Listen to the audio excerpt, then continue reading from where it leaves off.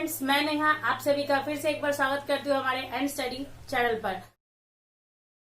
और आज के दिन हम आपको बताने जा रहे हैं भारतीय संविधान, और ये बताने जा रहे हैं भारतीय संविधान के जो विदेशी स्रोत क्या क्या है। जो हमारा भारत का संविधान है वो हमारे विदेश से क्या क्या उनसे लेकर क्या क्या हमारे भारत के संविधान में प्रावधान जो है रखे गए हैं, तो इसके बारे में हम जान लें। इसके बारे में बहुत सारे क्वेश्चन पूछे जाते हैं, चाहे वो कंपटीशन क्षेत्र में हो या पढ़ाई के स्कूल के बच्चों के लिए हो। तो हम शुरू करते हैं। सबसे पहले देखते हैं कि 26 जनवरी 1950 में जो है क्या है हमारा संविधान जो है लागू हुआ था। इम्प्लीमेंट कब हुआ था? 26 जनवरी 1950 में।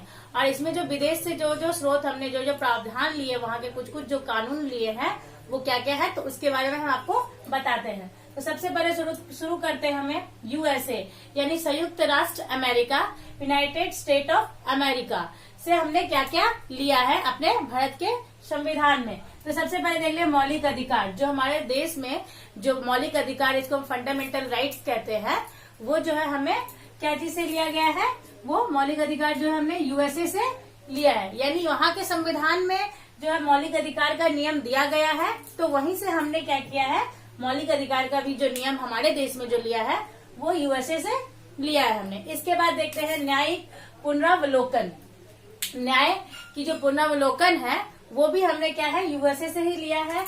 और इसके बाद देखते हैं संविधान की सर्वोच्चता, यानी कि संविधान ही किसी भी देश के लिए संविधान जो है वो सर्वोच्च है, उसके ऊपर कोई भी नहीं है। जो उसका नियम है, उसके कानून है या जो उसमें लिखा गया है, उससे आगे बढ़कर कोई कार्य नहीं करेगा। चाहे देश के सर्वोच्च किसी भी पद पर कोई भी पदाधिकारी हो, तो उन्हें भी संविधान की ही सर्वोच्चता लेकर चलनी पड़ती है। तो संविधान की सर्वोच्चता जो हमारे देश में है वो भी हमने यूएसए से ही प्राप्त की है। इसके बाद आते हैं न्यायपालिका की स्वतंत्रता, यानी न्यायपालिका कोर्ट, जैसे कि हम कहते हैं कोर्ट। किसी भी व्यक्ति को कोर्ट पर ही विश्वास होता है, न्याय पर ही विश्वास होता है, तो न्यायपालिका की जो स्वतंत्रता है उसे स्वतंत्र रखा गया है यूएसए के संविधान में। इसी प्रकार से हमारे संविधान में भी न्यायपालिका की स्वतंत्रता रखी गई है। न्यायपालिका या न्याय जो है वो हर तरीके से स्वतंत्र है अपने विचार व्यक्त करने के लिए, और अपने कानूनों के साथ किसी को भी वो अगर दोषी मानता है तो उसे दंड देता है। तो ये उसकी स्वतंत्रता है। इसके ऊपर किसी का भी दबाव नहीं चलता, जैसे कि चाहे वो बड़े नेता हो, बड़े आदमी हो, किसी का भी दबाव जो है उसके ऊपर नहीं चल सकता, वो किसी के अधीन होकर काम नहीं करेगा। ये हुई न्यायपालिका की स्वतंत्रता। इसके बाद आते हैं राष्ट्रपति पर महाभियोग, और जो राष्ट्रपति पर महाभियोग लगाया जाता है वो भी क्या है यूएसए से ही हमारे देश में लिया गया है। साथ ही उपराष्ट्रपति हाई कोर्ट, सुप्रीम कोर्ट के न्यायाधीशों को हटाने तथा वित्तीय आपात विधि के बारे में भी जो है हमें, ये है हाई कोर्ट और ये है सुप्रीम कोर्ट।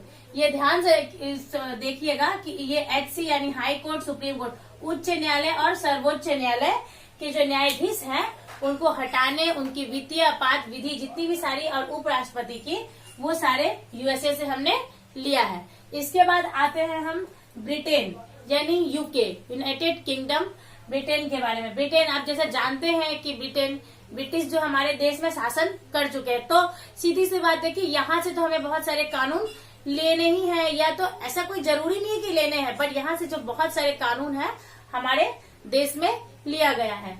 तो सबसे पहले देखिए संस्थात्मक प्रशासन।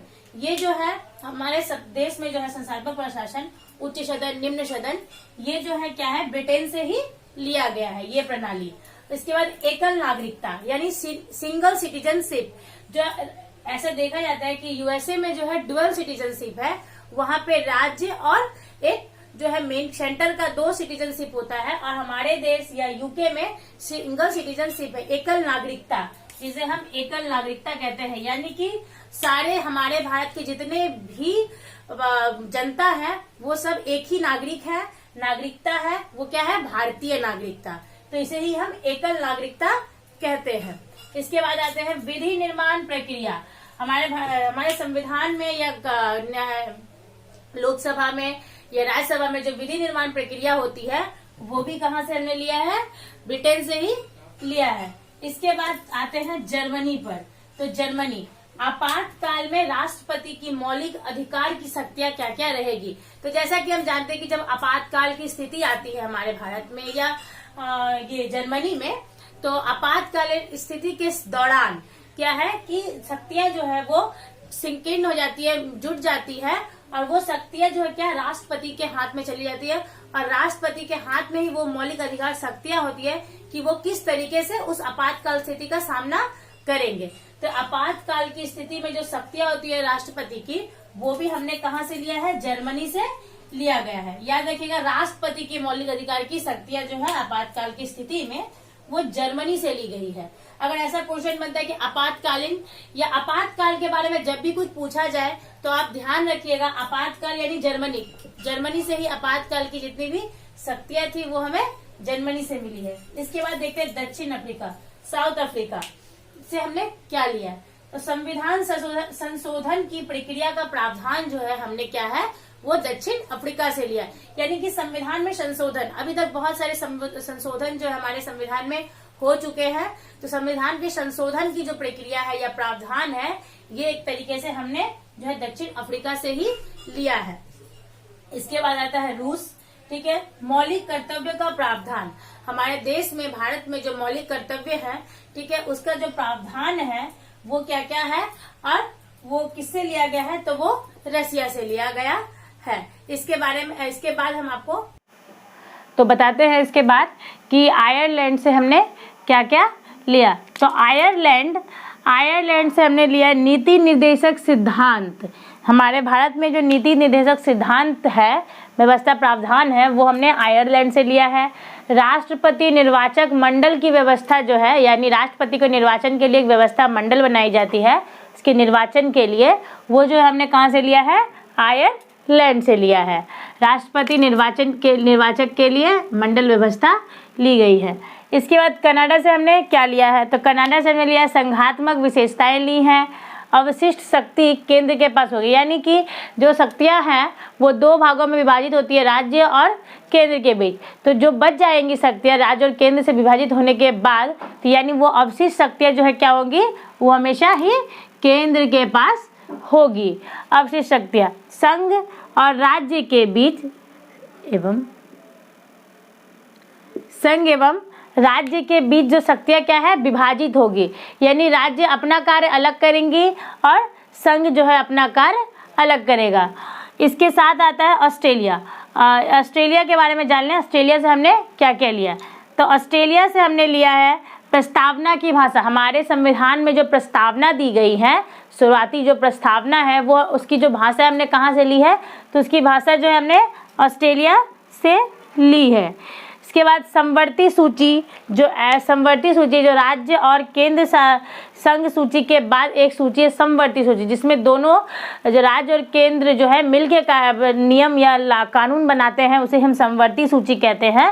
समवर्ती सूची की भी प्रावधान कहाँ से लिया गया है, वो है ऑस्ट्रेलिया से लिया गया है। साथ ही केंद्र और राज्य के बीच में संबंध जो है वो कैसा होगा, अच्छा होगा, बुरा होगा, या उसकी शक्तियाँ जो भी हैं, या कह सकते हैं कि उनके बीच के जो कार्य का बंटवारा दिया गया कि इतना कार्य वो खुद अपने क्षेत्र में रखेंगे और इतना कार्य इनके क्षेत्र में रहेगा, ये जो संबंध है वो क्या है, हमने ऑस्ट्रेलिया से लिया है। इसके बाद हम देखते हैं जापान से हमने क्या क्या प्रावधान लिए। तो जापान से हमने विधि द्वारा स्थापित प्रक्रिया जो है हमारे भारत में, वो हमने कहाँ से ली है, तो वो हमने जापान से लिया है। इसके साथ ही हम देखेंगे फ्रांस से हमने क्या क्या प्रावधान लिए हैं। तो फ्रांस से हमने समानता, स्वतंत्रता और गणतंत्र। हमारे भारत में सबसे प्रमुख और सबसे ज़्यादा जो प्रचलित कह सकते हैं, या हमारे भारत का जो सबसे ज़्यादा अधिक नाम है वो किस लिए, तो हमें स्वतंत्रता और समानता और गणतंत्र, जो हमारा भारत है, हमें भारत में सबसे पहले गणतंत्र राष्ट्र कहा जाता है।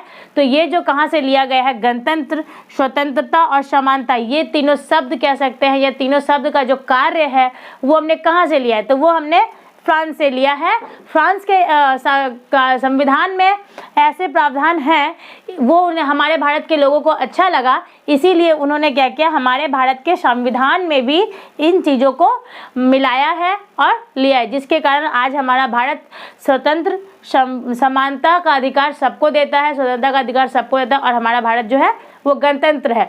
तो इसी के साथ हमारा ये जो है भारत के विदेशी स्रोत यानी कि विदेश से जो स्रोत लिए गए थे वो आज कंप्लीट कर देती हूँ मैं।